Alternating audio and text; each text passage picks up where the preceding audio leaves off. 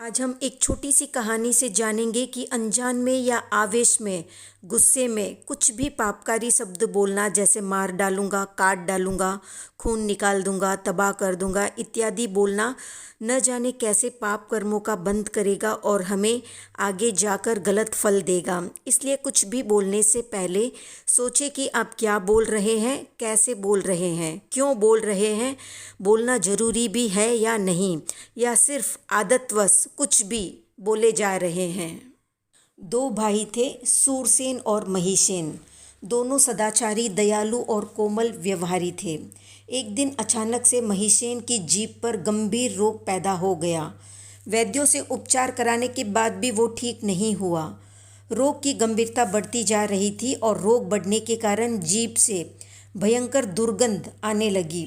दुर्गंध के मारे कोई भी उसके पास नहीं आता। सबने उससे दूरी बना ली।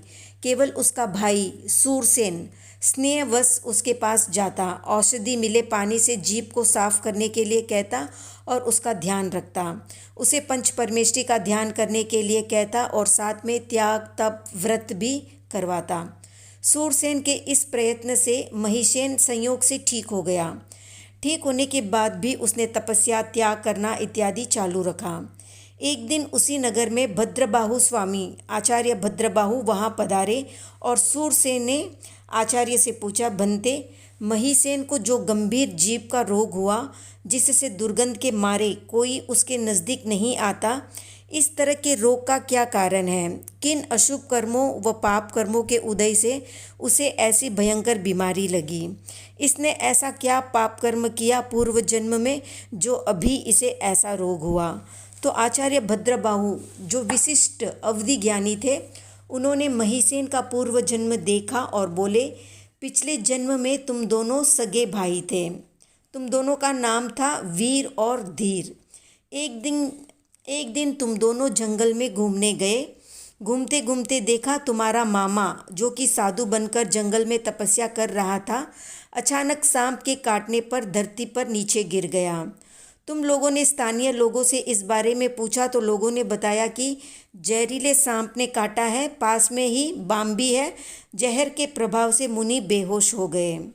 मामा पर धीर का ज़्यादा स्नेह था, इसलिए उसने गांव के लोगों से कहा, अरे दुष्टों, तुम लोगों ने सांप को वहीं पर मार क्यों नहीं दिया, उसे जीवित क्यों छोड़ दिया?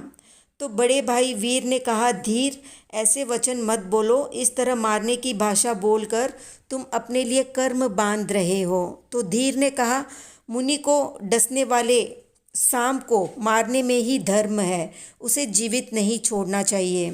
तो वीर ने कहा, हम जैन हैं, जैनों को इस तरह की भाषा शोभा नहीं देती, सोच विचार कर बोलना चाहिए, जिससे कर्मबंध न हो। वीर के समझाने पर धीर समझ गया और आगे से इस तरह से पापकारी भाषा न बोलने का संकल्प ले लिया और मुनि को इलाज हेतु वैद्य के पास ले गए और मुनि ठीक भी हो गए।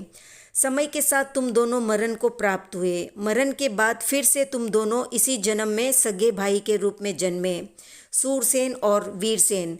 वीर बना सूरसेन और धीर बना महिसेन।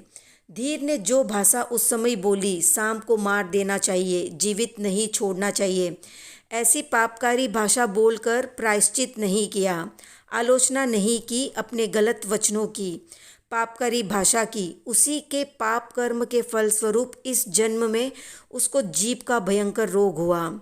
इसी जीभ से उसने ऐसे वचन बोले थे, इसीलिए इसी जीभ में उसे भयंकर रोग हुआ। फिर मुनि को उपचार द्वारा ठीक किया, उसके फलस्वरूप महिसेन का जीभ का रोग ठीक हो गया।